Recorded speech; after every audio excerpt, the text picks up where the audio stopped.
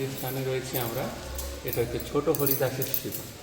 এখানে মহাপ্রভুর যে অন্যান্য ভক্তরা ছিলেন তার মধ্যে অনেক ভক্ত ছিলেন, তাদের সবাইকে হরিদাস বলা হয়। তো এর মধ্যে হচ্ছে ছোট হরিদাস।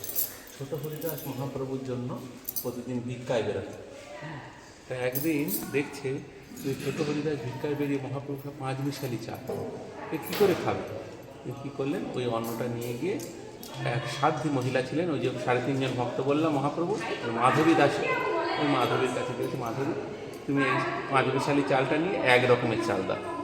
তা সেই চালটা নিতে গিয়ে দুপুরবেলা মহাপ্রভু সেবা করার সময় বললেন যে এই চাল, এই তো 1 রকমের চাল, তুমি কোথা থেকে ভিক্ষা করেছো?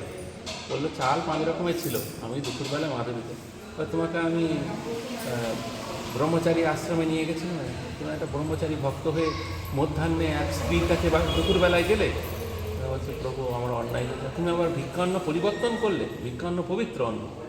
এখন বললো যে তোমাকে আমি এই কাজের জন্য ত্যাগ করলাম।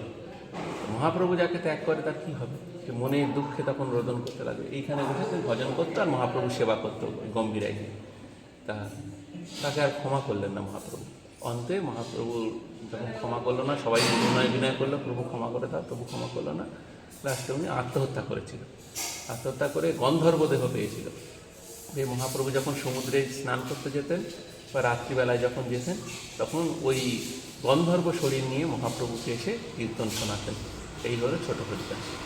যাইকে দেখছি ছোট হরিদাসের ঠাকুরের শ্রীপাঠে কৃষ্ণ বলা হয়। ছোট হরিদাস ঠাকুর কি জয়।